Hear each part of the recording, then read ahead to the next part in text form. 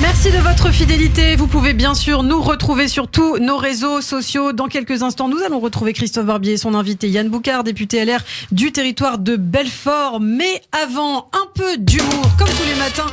Et ce matin, c'est David Azria qui est avec nous. Bonjour David. Bonjour, ça va ? Vous allez bien ? Ben ça va et vous ? Ouais, tout va bien, tout va bien. Donc moi je suis là, je suis content. Bonjour à tous les juifs, sauf à ceux en télétravail. J'ai réfléchi les frères, il n'y a pas beaucoup de juifs en télétravail. Parce qu'un juif en télétravail, c'est un juif avachi qui pense qu'à commander un sandwich tunisien à 13h, chercher ses enfants au GAN à 16h, sachant que tu les as déposés à 10h. À quel moment tu travailles ? À quel moment tu peux payer l'école ? J'ai vu les écoles juives, ils m'ont envoyé un email, c'est devenu hyper cher. L'année prochaine, ça passera à 500 € par mois. Et avant, c'était combien ? C'était 330 €. D'accord. C'est une vraie inflation sur les écoles juives. J'ai amené ma fille à la Société Générale hier, ils m'ont dit c'est pourquoi ? Je lui ai dit un prêt étudiant. Ils m'ont dit elle a 4 ans. J'ai dit non mais ma fille là, elle a 4 ans mais elle passe en terminale. Elle est très intelligente quoi. Non franchement c'est devenu hyper cher. Sinon au pire tu finiras éboueur quoi. Chemin tracé, c'est devenu le métier le plus convoité de France, éboueur. Vous avez vu ? Bien sûr. J'ai du respect pour les éboueurs. Vous avez réussi à enjamber vous ce matin Oui, parce que j'habite pas en région parisienne comme certains autour de cette table. Mais moi j'habite dans des quartiers tellement pauvres que les poubelles elles-mêmes elles se débarrassent quoi. Franchement. Et les poubelles de où j'habite elles sont pas pleines. Non parce que c'est un métier à risque éboueur. Vraiment, t'as déjà ramassé les poubelles d'un juif de Sarcelles, sorti de Shabbat. Écoute-moi bien gros, tu peux tout faire dans la vie, mais ces poubelles-là, elles sont horribles. Parce que tu sais très bien quand tu débarrasses un vendredi et un samedi le mélange qu'il y a dans ta cuisine. Tu mets 2 sacs poubelles, tu fermes. Non, franchement, parce que nous, juifs, entre samedi midi et vendredi soir, c'est le guide Michelin, mais vrai Michelin, frein, accéléré, toilette à droite, toilette à gauche. Non, trop risqué. En plus, les juifs, on trie pas les déchets.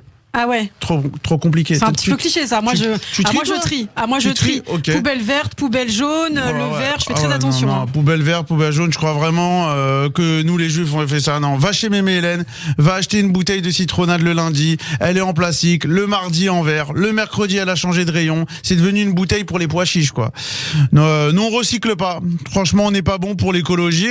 Va manger dans un resto cachère, il a des couverts en plastique, c'est le seul au monde aujourd'hui qui peut te servir des couverts en plastique, c'est le restaurant cachère. Et dans un restaurant cachère, tu sais, Ilana, il te donne 100 serviettes quand il te donne un sandwich. Je sais pas pourquoi il te donne un paquet de serviettes. Un paquet de serviettes ? Ouais, je sais pas. Ils ont quoi à prouver ? Ils travaillent avec le sopalin, je sais pas. La dernière fois, j'ai tellement eu de serviettes, j'ai dit au gars, si vous m'offrez le tiramisu, je vous rends la moitié de vos serviettes.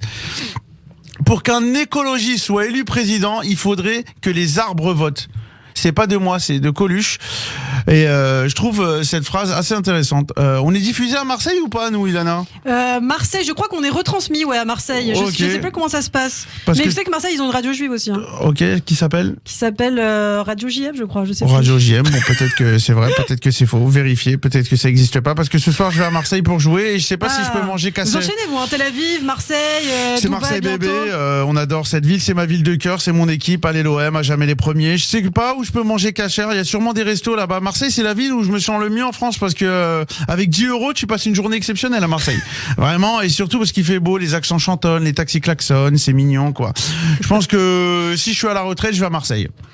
Je serai gérant d'une synagogue. Il y a du soleil, c'est bien. Oui, mais je pense que là-bas, dans les synas, il y a beaucoup de choses à faire. Et j'aime trop l'ambiance de la syna en ce moment. Juste, il y a un truc que j'aime pas dans les synas, c'est les gens qui font chut, chut, chut, chut.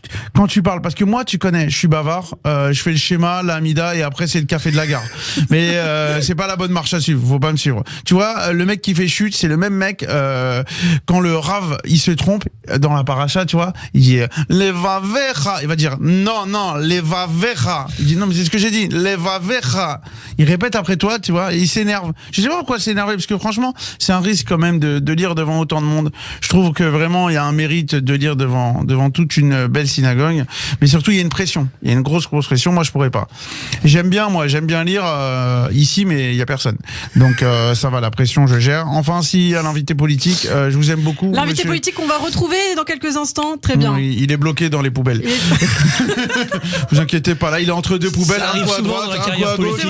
C'est vrai qu'il faut expliquer aux auditeurs, parce que Christophe était parti chercher l'invité en bas, il est remonté. Alors, on savait pas trop si l'invité était là ou pas. Vous voyez comment ça passe inaperçu à l'antenne. C'est un repas de Shabbat interminable. abominable ce qui est en train de se passer. Je vous dis la vérité, le mec montre pas, redémarre, et on va être la ville qui va organiser les Jeux Olympiques, alors qu'on a un invité politique foncièrement personne ne connaît, il arrive même pas à arriver ici. Imaginez Usain Bolt, il pourra jamais arriver à la course. Imaginez, le 100 mètres est annulé parce que le gars a pas pu arriver, quoi. C'est impressionnant. Bon. Non, parce que je m'y intéresse pas, mais je vote toujours pour le gagnant, moi.